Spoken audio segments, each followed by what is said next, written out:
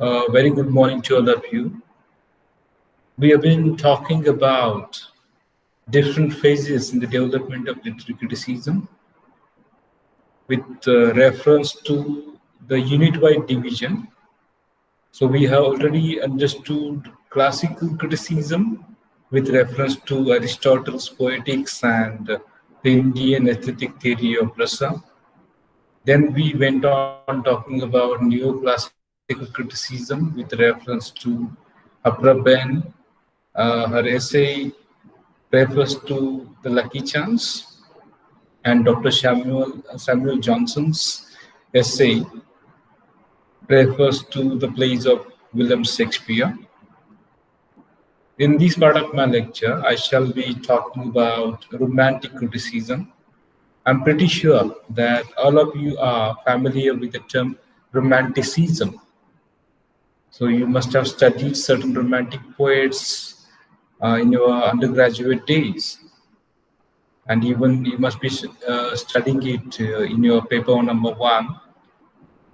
Your paper number one, I think, covers the literature from 1550 to 1798. I'm sorry, I think it is paper number two because your paper number two is titled as 1798 to the present.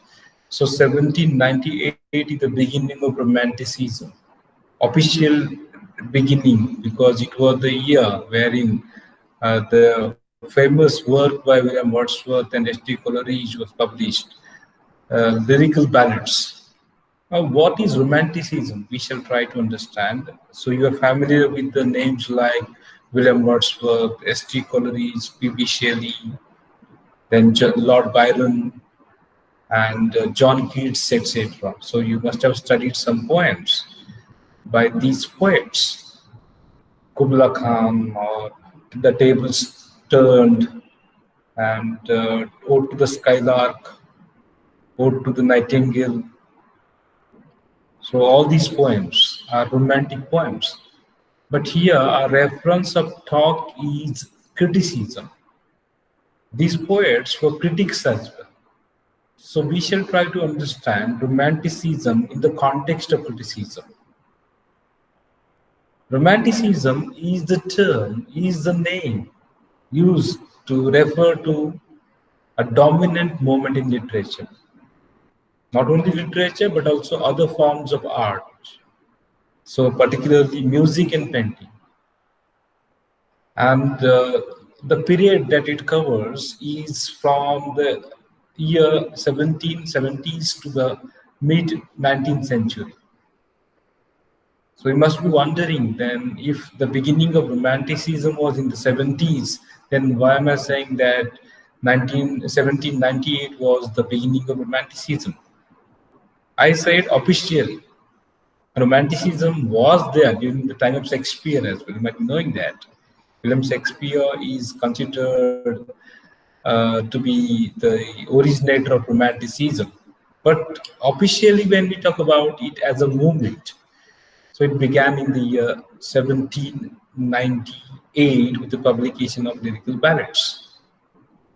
But roughly, we talk about the beginning of Romanticism in the 1770s.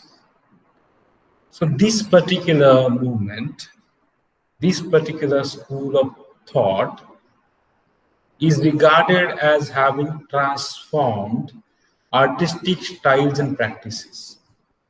It was a reaction against the earlier way of thinking, that was neoclassicism. It is a kind of reaction against neoclassical school of writing.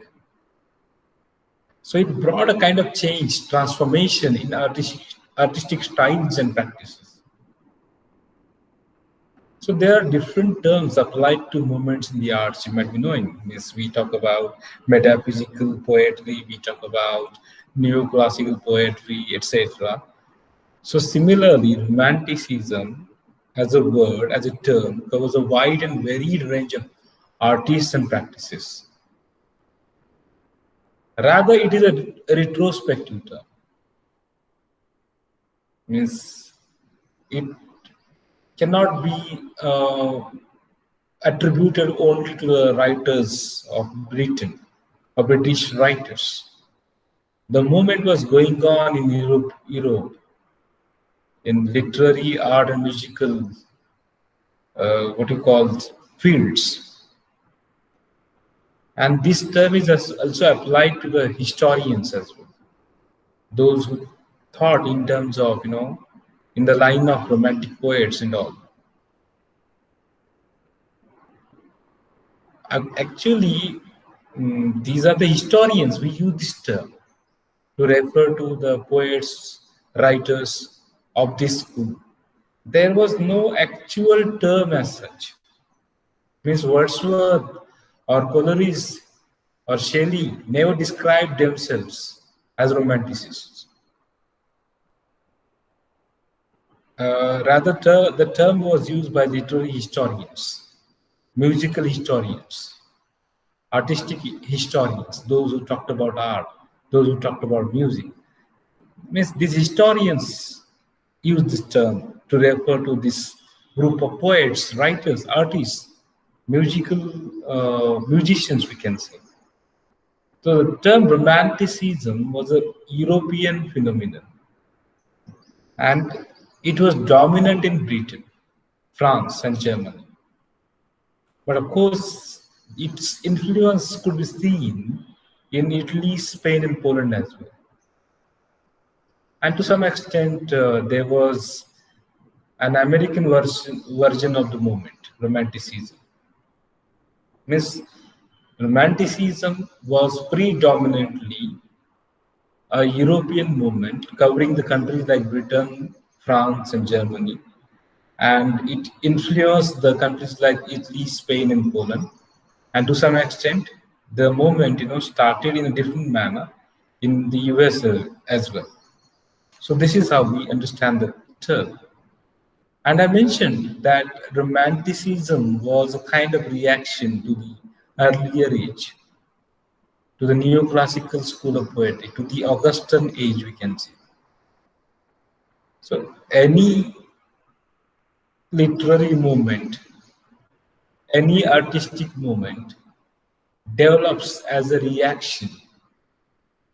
So Romanticism developed in reaction to the dominant style of the preceding period, that is neoclassical period or the Augustan age. So you might be knowing that literary historians describe the 18th century as the Augustan age or neoclassical age, because this age tried to bring back, emulate the culture of the reign of the Roman Emperor Augustus. These authors, these writers, try to bring back the days of Roman Emperor Augustus. Therefore, neoclassical school of writing or neoclassical literature is also referred to as the Augustan age. They tried to bring back the classical standards. We already talked about these things while talking about neoclassicism and its background. These writers tried to bring back classical standards of order, harmony, proportion, and objectivity. I'm not going to elaborate these points now because we have already understood. And those who missed the lecture, they can go back to my recorded lecture on neoclassicism. Therein we talked about all these things. So the period saw a revival of interest in classical architecture, for instance, or classical literature, classical music, etc. The neoclassical period of the Augustan age, I can say. And as I told you that in literature, Greek and Roman authors were taken as models, especially Homer, Virgil, etc. So they took these Greek and Roman authors as their role models. And they translated or produced poetry in classical forms. When we talk about Romanticism and its beginning, in the beginning, in its earlier years, Romanticism was associated with radical and revolutionary political ideologies. Of course, it was in reaction against the generally conservative mode of European society. Now, what was happening during that period, you're well familiar with, especially French Revolution was taking place. And there was a kind of radical change. There were radical and revolutionary political ideologies. The thinkers like Rousseau and others were dominating the scenario. And all over Europe, this was happening in some or other form. Therefore, a romantic period was influenced by this radical and revolutionary political ideologies. Now, what are the main features of this particular school of writing, school of thinking? Let's try to understand it with reference to certain central features of Romanticism. The first feature of this particular school is that it emphasizes on emotional and imaginative spontaneity. So as soon as we mention the word spontaneity and emotional spontaneity, we recollect William Wordsworth's very famous definition of poetry. Poetry, the spontaneous overflow of powerful feelings, recollected in tranquility. So that itself suggests that the emphasis of these writers, these poets, these thinkers was on emotional and imaginative spontaneity. This is one of the central features of Romanticism. This school of writing, this school of thinking gave importance to self-expression and individual feelings. So the individual was at the center. Subjectivity was the catchword, we can say. They gave importance to self-expression. They started talking about their own emotions. So this poetry, romantic poetry, when we talk about romanticism, the context of poetry, romantic poetry is one of the hearts and the emotions, we can say, exploring the truth of the imagination. They did not talk about the scientific truth like the earlier writers. So the I voice is central in romantic poetry. It is the poet's perceptions and feelings that matter. Okay, they did not follow the ancients. They followed the nature. They were spontaneous. Okay, when we say poetry, the spontaneous overflow of powerful feelings. So it underscores this particular perception, personal feelings. So nature became a kind of religion for them. Nature itself became a religion for these particular writers. So they were concerned that nature should not just be seen scientifically. Nature for them was not simple the matter of scientific investigation like the biologists. For them, it is a living force. They thought that nature is made by a creator, God, or in some or other way it is a divine entity. Okay, so this is not something to be understood in terms of scientific aspect. Okay, some of them were no longer Christians in their beliefs. You might be knowing that P.B. Shelley, Percy Bysshe Shelley, was an atheist. He did not believe in God because for him nature itself was divine. And even for a while, William Wordsworth was a pan-atheist. A pan-atheist is a person, means actually it is pan-atheism. It means the belief that God is in everything. God is not in the temple. God is in everything. A pan-atheist. Pantheist means the one who believes this in it. Now, pan-India, what you call Asia, we say. So everywhere we come across this kind of feature. So God is everywhere. If you remember, a poem by Rabindranath Tagore, "Stop this bidding and telling of beats." In that poem as well, Rabindranath Tagore asserts the same romantic notion that God is in everything, everywhere. If you remember the song Shotisi Manava, sung by Mohammad, so that is pantheist. Nanduto Devaha, Apulya Antari, and everywhere.